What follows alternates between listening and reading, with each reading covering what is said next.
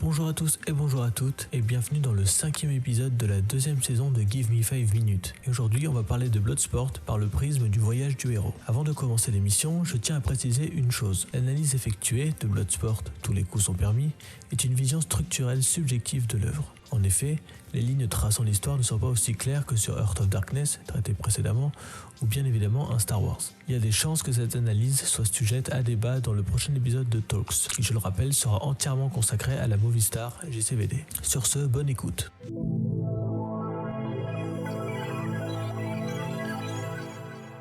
Étape 1, le monde ordinaire. C'est le monde habituel du héros.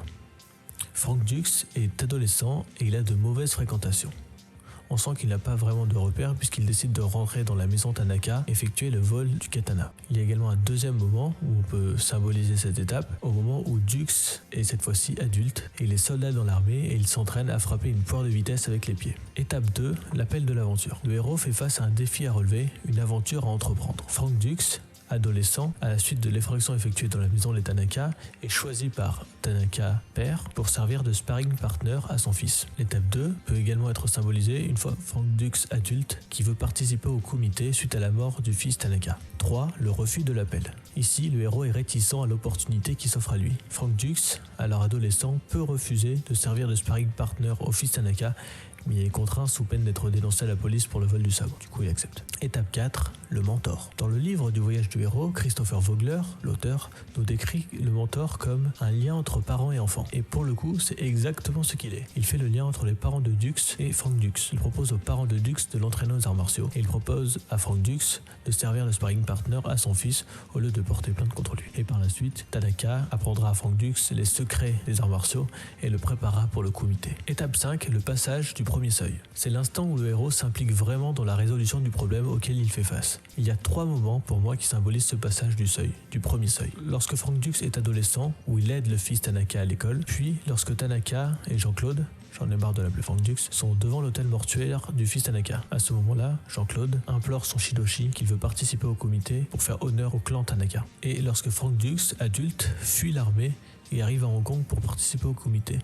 Là, il n'y a plus de retour possible, il plonge directement dans le monde extraordinaire. Les épreuves, les alliés et les ennemis. Une fois dans le monde ordinaire, le héros rencontre des alliés, des ennemis et se voit confronté à de nombreuses épreuves. Concernant les alliés, Dux, adolescent, se liera d'amitié avec le fils Tanaka. Frank Dux, lorsqu'il est adulte, rencontre Jackson, qui deviendra très rapidement son meilleur ami, et la journaliste Janice, avec qui il aura une aventure. L'armée des États-Unis également, à la fin, juste avant le combat final, laissera Frank Dux participer au combat et se verra même l'encourager. Concernant les ennemis, Tong Po, qui est bien évidemment le grand méchant du film et qui symbolise les plus grandes peurs de Frank Dux. L'armée américaine également fait partie des ennemis puisqu'elle poursuivra Frank Dux à plusieurs reprises dans les rues de Hong Kong où ils se feront d'ailleurs aider par la police hongkongaise pour essayer de le retrouver. Concernant les épreuves, Jean-Claude commence à connaître les règles du Bloodsport. Et c'est ainsi que nous approchons de la 7e étape, l'approche de la caverne. Le héros arrive à la lisière d'un endroit dangereux et franchit un 2e seuil. Dux, Jackson et la personne chargée d'accompagner les combattants US pénètrent dans les bas-fonds de Hong Kong et se présentent devant les organisateurs. Le DMAC peut se voir comme Dux qui franchit le pas vers la caverne profonde et la prochaine étape, à savoir la 8e, l'épreuve suprême. C'est le moment où le héros affronte ses peurs et la mort. Ce moment est plus ou moins représenté par les scènes de combat, ainsi que par la scène où Dux nargue l'armée, le poursuivant, essayant de le rapatrier aux États-Unis et l'empêcher d'atteindre son but. Étape 9, la récompense. Le héros prend possession du trésor qu'il recherchait. Ici, Frank Dux dîne et couche avec les journalistes Janice. Il y apprend ainsi une meilleure compréhension du sexe féminin, du personnage de Janice et de ses motivations journalistiques. Le héros gagne en intelligence et en compréhension. Étape 10, le chemin du retour. Ici, le héros sait qu'il doit retourner au monde ordinaire.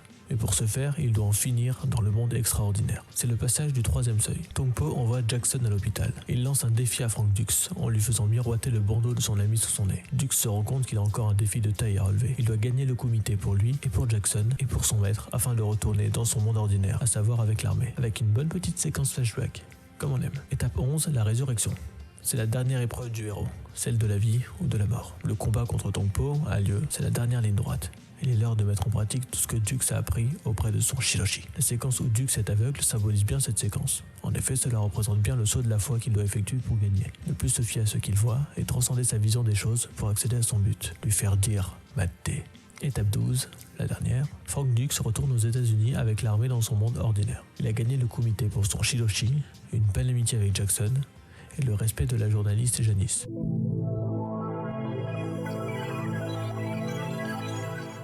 En espérant que cet épisode vous a plu, la semaine prochaine vous retrouverez Frank pour un nouvel épisode de Give Me 5 Minutes consacré bien évidemment encore une fois à GCVD et pour ma part je vous dis à dans 2 semaines pour le prochain épisode de Talks. Merci et à bientôt.